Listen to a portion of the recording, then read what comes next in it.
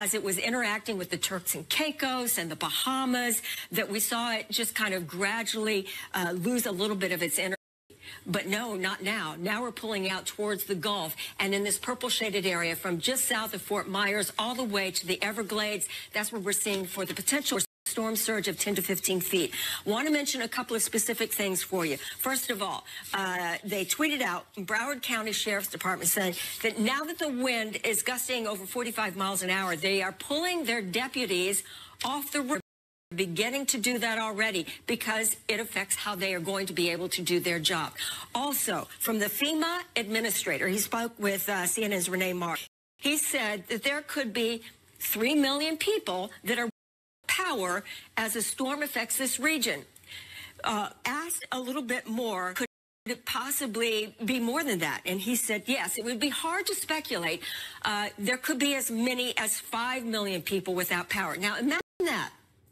When we were talking about why you probably need to leave because there's a Category 5 hurricane, maybe Category 4 that's going to be making landfall. Now we've got a Category 3. There's not a lot of gas to talk about. Damage to the place where you're seeking some security, your home. Perhaps you're near the coast, so you have the storm surge to worry about. Maybe you could see the potential for 12 inches of rainfall, maybe some isolated heavier amounts. Maybe the quadrant where there is tornadic activity, and certainly there is a tornado watch out from Fort Lauderdale towards Miami and into the Floridas over through the Everglades. So the impacts are. You don't have to have a Category 5 hurricane for this to really deeply impact life. And as the FEMA administrator said, there could be 5 or 6 minutes without power. Could be a couple of days. It could be a couple of weeks, but either way, the infrastructure that has to be repaired from all of this is going to be so substantial. Take a look at this. Got a wave or a band of some of the outer bands moving right across Fort Myers, Florida. I want to point this out. Wow, this is in that dynamic area I was telling you about. Some of these cells right here have the potential to produce some tornadoes. So we're looking at perhaps hurricane force all along that western edge of Florida, from Marco Island to Naples to Cape Coral, Florida, and in towards Bradenton, Sarasota, Tampa. You have to remember this Bay Area, that water can really pile up quite a bit. Here, we've got live updates from the Weather Center every half hour. Back to you, Isa. One thing you can say about Irma, you can say about every hurricane, is they are fickle. If you remember about a week ago, we were looking at Miami. Miami seemed to be the focus of where the computer model, the European, the North American model was kind of aiming at. Then as we went along, it kept shifting just a bit. There are a lot of dynamics that take place with hurricanes, as you well know. And now an interesting dynamic has occurred. But I'll give you the latest information right here. The eye has really gone through an eye wall replacement cycle.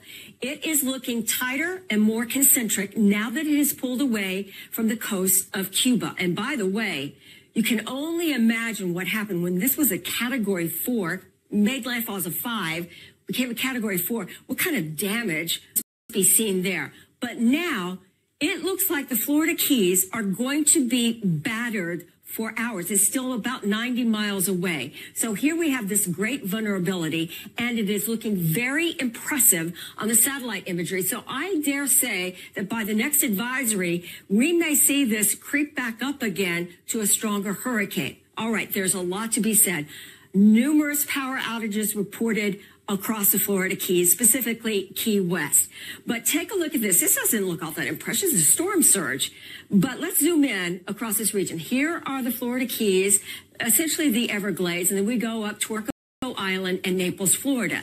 We can zoom in and show you Marco Island. Marco Island is beautiful. It is gorgeous. It's a sumptuous community. But there are all these little inlets in here. And if we're looking at a storm surge of, let's say, conservatively, 8 to 12 feet, could be 15 feet. We're looking at all of this beauty going underwater, and look at all these little inlets. All of that will be flooded. There is a very fragile ecosystem across this region as well. To the north, towards Naples and Cape Coral, and you can see all the different little inlets across this region as well.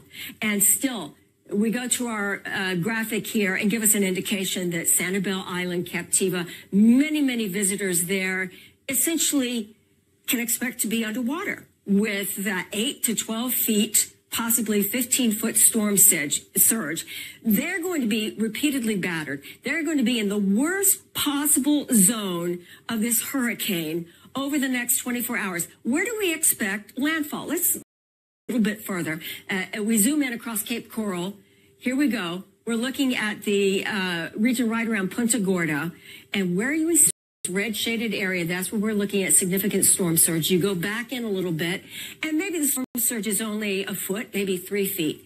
But if that storm surge is in your home, that's major devastation. Let's zoom in a little bit more, go up the coast just a little bit further. Here's Tampa, here's St. Pete, here's that waterway. If you add an additional 10 to 12 to possibly 15 feet of water across this region. Now, this juts out a little bit.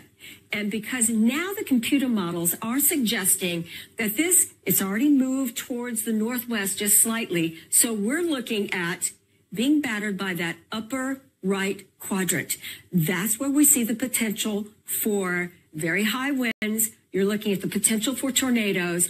Already I saw at Fisher Island, a 57 wind gust. At Key Biscayne, there's already a 65-mile-an-hour wind gust. So even though if you shifted from the east coast of Florida to the west coast of Florida and thought, oh, you're safe there, we now know the west coast is very vulnerable.